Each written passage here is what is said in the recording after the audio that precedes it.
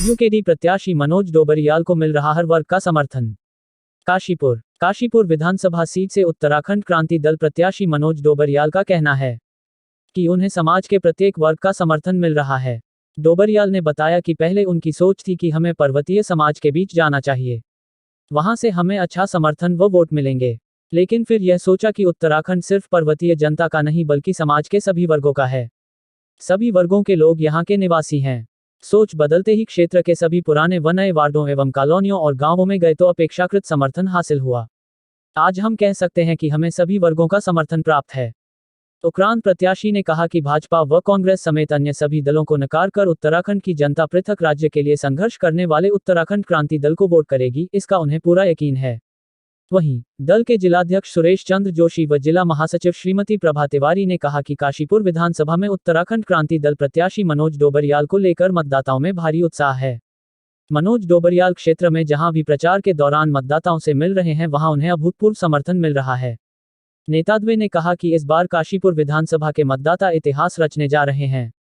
भाजपा और कांग्रेस को काशीपुर विधानसभा के मतदाता जिताकर देख चुके हैं, लेकिन दोनों ही दलों ने यहां के मतदाताओं के भरोसे को तोड़ने का काम किया है। इस बार जनता दोनों को नकारने का मन बना चुकी है। उन्होंने कहा कि यूकेडी के समर्थन में महिला कार्यकर्ताओं की टीम काशीपुर क्षेत्र में धुआंधार चुनाव प्रचार में कर रही है। काशीपुर से जुगनू खान की रिपोर्ट। देखिए, प्रदेश स्तर की समस्याएं अलग हैं, पहाड़ का पलायन, भू कानून, लेकिन काशीपुर की समस्या अलग है।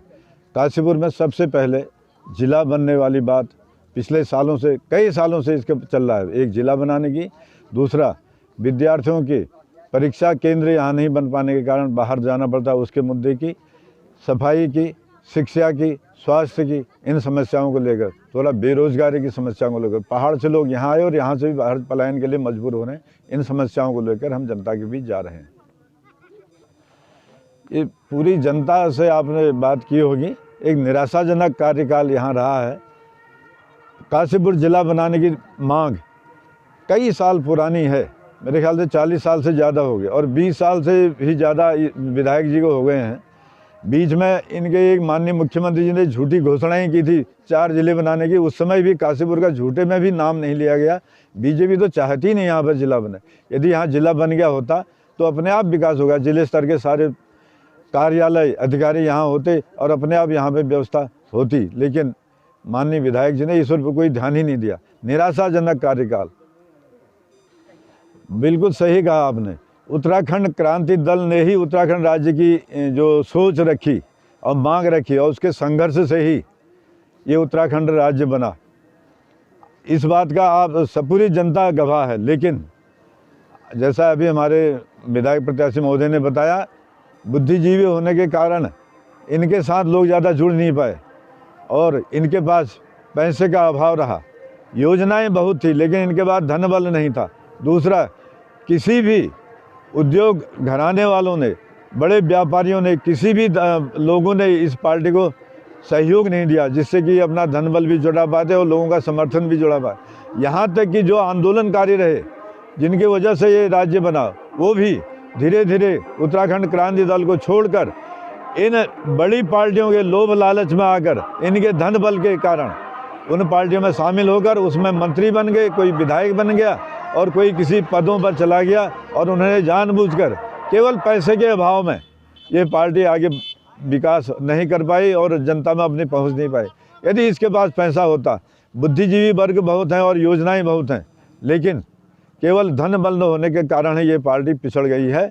लेकिन अब बुद्धिजीवी वर्ग पुनः इसमें दोबारा जुड़ रहा है और निकट भविष्य में पार्टी चरम पर जाएगी और इस बार उत्तराखंड में यूकेडी की सरकार बनेगी।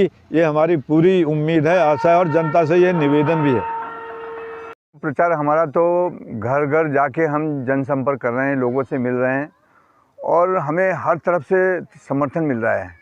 मुझे पहले ये लगता था कि हम अपने पहाड़ के लोगों के बीच में जाएंगे तो हमें समर्थन मिलेगा, लेकिन मैंने ये देखा, मैं बहुत पॉजिटिव आदमी हूँ। मैंने कहा कि उत्तराखंड जो है सिर्फ पहाड़ के लोगों से नहीं बना हुआ है। यहाँ पे हर धर्म के, हर क्षेत्र के लोग रहते हैं यहाँ पे, और मैं अगर उनके बीच में अपने सभी भाई बहनों के लिए जाता हूँ उनके बीच में, तो निसंदेह जो है मुझे सफलता मिलेगी। ये सोच के मैं हर मोहल्ला, हर गली में गया। मैं कवि नगर, अली खां मोहल्ला, आपका किला मोहल्ला, आपके श्यामपुरम, सभी जगह काशीपुर के जितने भी जहाँ जहाँ प्रॉब्लम है, और मैंने ये पाया है कि जहाँ पक्की सड़क है उस पक्की सड़क का अंतिम सिरा जो है किसी न किसी नेता का घर होता है। यहाँ पे अगर वो पक्की सड़क आपको अच्छी दिखाई दे रही है, या तो उसका अंतिम जो सिरा होगा ये पार्षद है वहाँ पे, या कोई एमएलए का है, या मेयर का घर है, इसलिए वो पक्की रोड बीच में बनी हुई है। अन्यथा आप कहीं भी चले जाइए तो रोड टूटी फूटी पड़ी हुई है, नाले नहीं है, गंदगी पड़ी हुई है। यहाँ पे इस शांति नगर में, इस नई बस्ती में, यहाँ पे जो मूलभूत समस्या है उसके अलावा एक बहुत बड़ी समस्या इनकी ये है कि 92 में यहाँ पे बहुत सारे विस्थापित परिवार, जब एक टाइगर प्रोजेक्ट, सेंट्रल गवर्नमेंट का एक टाइगर प्रोजेक्ट चला था वाइल्ड लाइफ का, तो उसमें बहुत सारे 200 करीब 86 फैमिलियों को विस्थापित करके यहाँ बसाया गया था। 29 साल बीत जाने के बाद भी उनको उनकी ज़मीन का हक नहीं मिला। अब चूँकि उसमें 70% हमारे पौड़ी गढ़वाल से हैं और बाकी अल्मोड़ा से और नैनीताल डिस्ट्रिक्ट के हैं लोग, यानी पूरे हमारे पर्वतीय इलाके के लोग हैं जो यहाँ पे विस्थापित होके यहाँ पे पड़े हुए हैं, और उनकी सुनने वाला कोई नहीं है। जब उनके नाले ही नहीं बनते हैं, जब उनकी रोड नहीं बनती है, तो इतनी बड़ी जो समस्या है, निसंदेह वो लोग इसके लिए थोड़ा सा भी, उनके लेश मात्र भी उनके दिल में उनके प्रति दया नहीं है। और यही कारण है कि 20 साल से जो पार्टी का विधायक यहाँ पे राज करते हुए रहा है, जो चुना जाता रहा है, उसने उनकी समस्याओं पे ध्यान नहीं दिया। नंबर 2, यहाँ पे उत्तराखंड राज्य के अंदर में 2 पार्टियों का, विशेष तौर पे 2 ही पार्टियाँ यहाँ पे शासन करती रही हैं बारी बारी से, कांग्रेस और भाजपा। दोनों ही लीडर ने यहाँ पे कोई भी इनके प्रति कोई सहानुभूति नहीं दिखाई, और जितने भी लीडर हैं वो चूँकि मुख्यमंत्री हों चाहे प्रधानमंत्री हों, देखिए काम तो यहाँ के। मैं प्रभा तिवारी, उत्तराखंड क्रांति दल की जिला महामंत्री। मैं महिलाओं के सशक्तिकरण के बारे में आपसे बात करूंगी। मैं ये चाहती हूँ कि अगर हमारी गवर्नमेंट आती है तो मैं महिलाओं के लिए तरह तरह के जो हमने सेटअप बनाए हैं या हमने प्रोग्राम सेट किए हैं उनमें कार्य करेंगे, क्योंकि हमारी यहाँ पे महिलाएं जो काफ़ी पढ़ी लिखी हैं और वो हर क्षेत्र में कार्य कर रही हैं। आज आप देख रहे हैं कि महिलाएं हर क्षेत्र में कार्य कर रही हैं। तो मैं ये चाहती हूँ कि हमारी उत्तराखंड की महिलाएं जो पढ़ी लिखी हैं उनकी पढ़ाई बर्बाद ना हो, और वो जिस क्षेत्र में जिस तरह की योग्यता रखती हैं उस तरह वो कार्य करें, और हम उनको उनके कार्य में पूरा योगदान देंगे। और यहाँ पर छोटे छोटे लघु उद्योग मैं चाहती हूँ कि अगर हमारी गवर्नमेंट आती है तो छोटे छोटे लघु उद्योग हम लाएँ, जिससे घर बैठे महिलाएँ अपने कार्य को कर सकती हैं। तो मैं ये सभी महिलाओं से अनुरोध करूंगी कि आप लोग हमारे और यहाँ भाई जितने भी हैं जहाँ हम आए हैं शांति नगर में, सभी से अनुरोध करूंगी आप लोग 14 फरवरी को हमारे विधायक बनने वाले विधायक श्री मनोज डोबरियाल जी को भारी बहुमतों से विजयी बनाएं और कुर्सी के बटन पर मुहर लगाएं।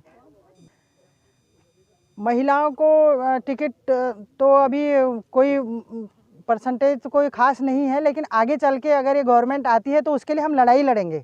हम ये चाहेंगे कि कम से कम 50% महिलाएं हमारे राजनीति में आएँ, तो हमारी योग्य महिलाएं हैं। और मुझे उम्मीद है कि सरकार बनने के बाद तुरंत ये होगा और हर जगह पर महिलाओं को आरक्षण हम देंगे, और कोशिश करेंगे कि ज़्यादा से ज़्यादा महिलाएं हमारे राजनीतिक क्षेत्र में आएँ।